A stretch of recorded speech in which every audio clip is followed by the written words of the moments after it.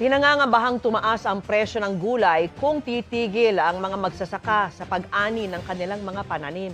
Daing nila, lugi na raw kasi sila dahil sa taas ng presyo ng langis.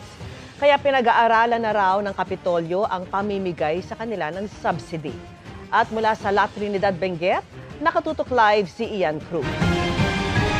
Ian. Vicky, umaaray na nga ang mga magsasaka dito sa Cordillera dahil sa taas ng presyo ng langis. Yung mga biyahero naman na ating nakausap, sinabing baka hindi maiwasan na itaas ang presyo ng gulay na inihahatid nila dyan sa Metro Manila at sa iba pang bahagi ng bansa dahil nga sa taas ng gastusin nila ngayon sa diesel.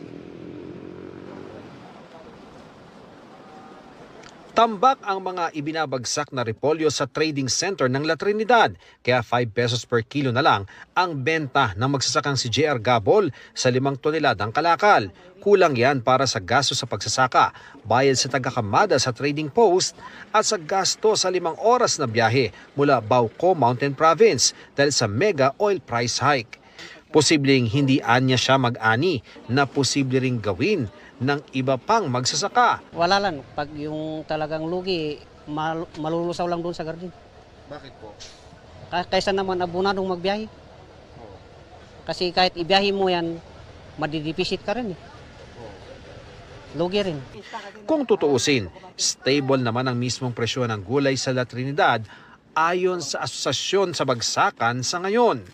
Pero kung hindi magde-deliver ang mga magsasaka dahil kinakain ng presyo ng langis ang kanilang kita, kukulangin ang supply sa palengke kaya magmamahal ang gulay. Example, pag repolyo, pag 4 lang ang kaya ng repolyo, paano transportation 8 na. Hindi sila magkakat. Sigurado, konti lang dumating dito, di tataas ang presyo.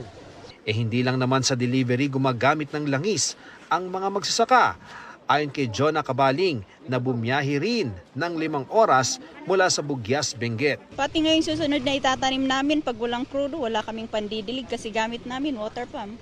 Pinag-aaralan na ng Kapitolyo ang pagbibigay subsidy sa mga magsasaka ng gulay para pamalit sa dagdag gasto sa krudo, para tuloy ang pagsasaka, pag-ani at paghahatid ng gulay sa bagsakan. Kailangan talaga yan kasi siyempre sustainability pa rin. Pwedeng makapagtulong tayo ng financial assistance for transport, for fuel, at least makadala pa rin sila ng mga gulay natin sa merkado.